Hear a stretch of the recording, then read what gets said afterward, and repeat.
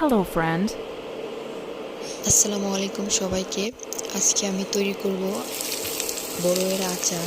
তো এই জন্য আমি একটা প্যানে কিছু সরিষার তেল, রসুন কুচি, আস্ত পাঁচফোড়ন আর শুকনো মরিচ দিয়ে কিছুক্ষণ ভেজে নেব। এই ফোড়নের যখন একটু ফ্লেভার বের হবে তখন এগুলোতে আমি বড়ইগুলো দিয়ে দেব। এদিকে আমি আমার বড়ইগুলো ভালো করে ধুয়ে পরিষ্কার করে রেখে দিয়েছি। এভাবে একদিন আচার ট্রাই করে দেখবেন, আচার খেতে অনেক টেস্টি লাগে। তো আমি বড়ইগুলো এখন আমার প্যানে দিয়ে দিব। বড়িগুলো দিয়ে একটু হালকা নাড়াচাড়া করে নেব যাতে মশলাগুলো বড়ির সাথে মিশে যায়। এরপর আমি এর মধ্যে দিয়ে দেব 2 চা চামচ শুকনো মরিচ। আপনারা আপনাদের স্বাদ অনুযায়ী ঝাল দিবেন। আমি যেহেতু একটু ঝাল খেতে পছন্দ করি এই জন্য আমি 2 চা চামচ দিয়ে দিব। তারপর দিয়ে দিব 1 চিমটি লবণ আর স্বাদ অনুযায়ী মিষ্টি বা চিনি, মানে আপনি যতটুকু মিষ্টি খেতে পছন্দ করেন ঠিক সেই পরিমাণের চিনি দিয়ে দিবেন।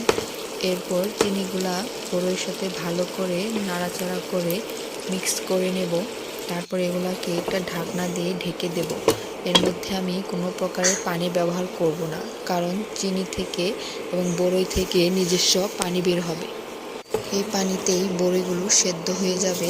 এ পর্যায়ে আমি আমার চুলার আঁচটা লো করে দেব যাতে এগুলা সিদ্ধ হতে সময় লাগে। বড়িগুলো সেদ্ধ হয়ে গেলে এর মধ্যে আমি পাঁচফোড়ন গুঁড়োটা দিয়ে দিব। আমার আচার যখন মোটামুটি হয়ে যাবে তখন আমি চুলার আঁচটা একটু বাড়িয়ে দেব এবং পর্যায়ক্রমে নাড়াচাড়া করতে থাকবো যাতে নিচে লেগে না যায়।